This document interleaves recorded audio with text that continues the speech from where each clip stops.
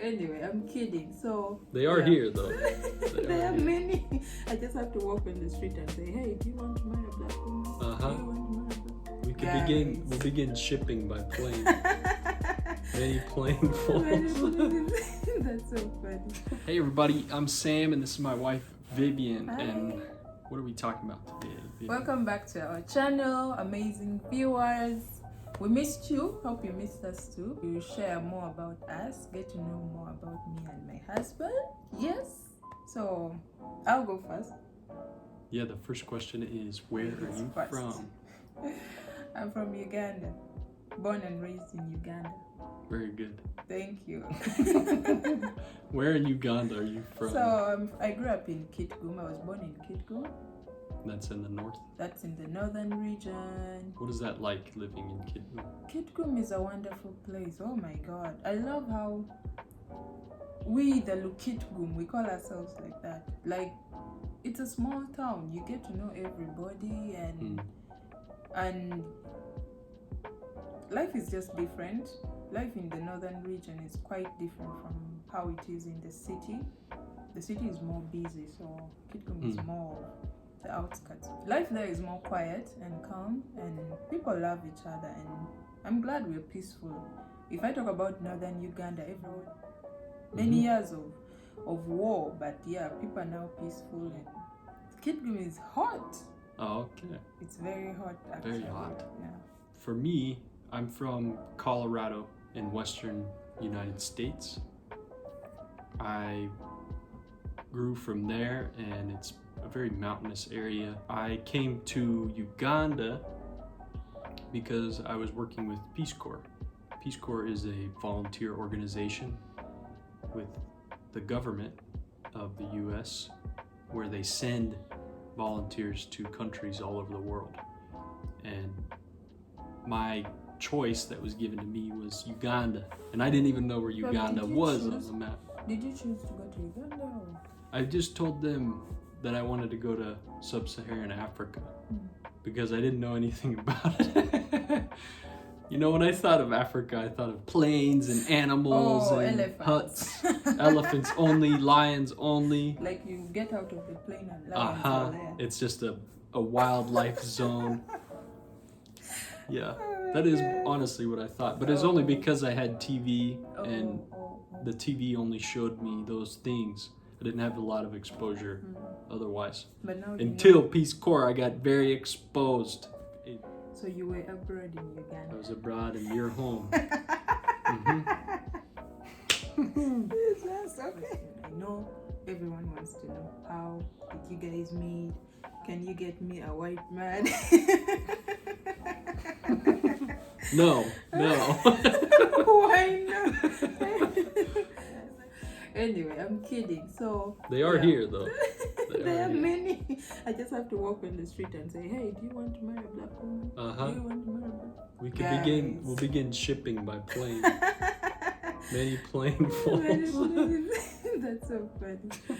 Anyways. So I was a volunteer just outside of that city in the north, Gulu, that she had mentioned, for 2 years, and then I moved up north further to Kitgum, her hometown, for another year, and spent that time there. During my last year in Uganda, we had met and became friends, and then led into dating that for a few months before I left Uganda to come back to the US. It was quite abrupt. It was abrupt. And we decided, because we liked each other so much, that we would continue long distance while we were away, and we carried it out, and long distance was working out enough, and then that bam, COVID happened. No, not yet. COVID didn't happen yet.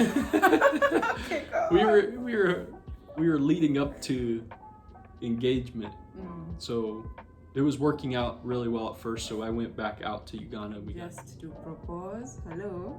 Just to propose. And yes, we got engaged. Eventually I became his fiance, and then he got back to the US.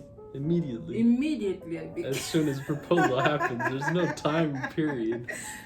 becoming a fiance. Okay. Yeah, so immediately I became his fiance, there you and yeah, and then he flew back to the States. So Sam flew back to Uganda even after leaving the Peace Corps, just to come back and propose. And meet Isn't her that family. amazing? Yeah. It was fun. We met her family and had a good time and took engagement pictures around Gulu there. Yeah. And after that, after our engagement, I flew back and we did long distance again when Corona came around. Oh my God. And then Corona. we went a whole year and a half, and then we didn't know how long. I had to go find work, and we needed to carry out this process with the K1 visa. And the K1 visa is a visa that allows somebody from out to travel to the US as long as they have a fiance, which is a US citizen. Yes. So at that point, we were both engaged, and we decided to go along with that process. Yes. So before that happened, COVID came, and then we applied to the K1 visa as I got my work and carried out that process. And it's a long process. We'll make another guide or video about our whole process and everything that goes into it. But pretty much you make a case that we have a legitimate relationship, that we actually met each other in person. Yeah. And that we intend to marry. So at the end of it all, once you get rewarded with your visa, which Vivian had to travel to Kenya and have medical done and it was an interview. pretty intense. Yeah, it was very. After getting the visa, the next step was to leave everything in Uganda and come this side to the US. Yes, so we got rewarded with the K1 visa, in which I traveled back to Uganda to go get Vivian. Another second time back to Uganda. Back. This time it was unique because we were coming back together. Yes. And there was a reward at the end. And we got with her whole family, and we wanted to make sure that everything was good before she was sent off. And that's a really important thing, especially to Americans who are in that process, is letting the family know what's going on throughout the whole thing, because it's a confusing process for everyone involved. And I had a lot of support from Sam's family, although I had not met any of them physically, but we used to talk. So it was amazing because all that helped us very well. Yes, we could not have done it without our families. They were supportive all the way through, even though, especially her family too, they would call me throughout and they would tell us to keep going, keep pushing, and they would do the same for her. So there are a lot of people who supported us all the way through. And I know it's hard for anyone out there who is going through a K1 visa process. It's hard.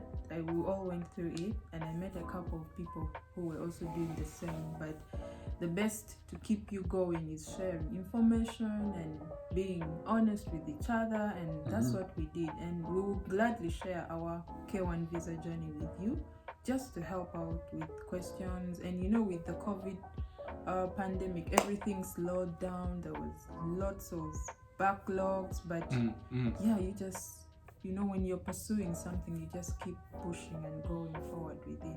And just having faith. Just having faith in the whole process was God totally really necessary. us. Yes.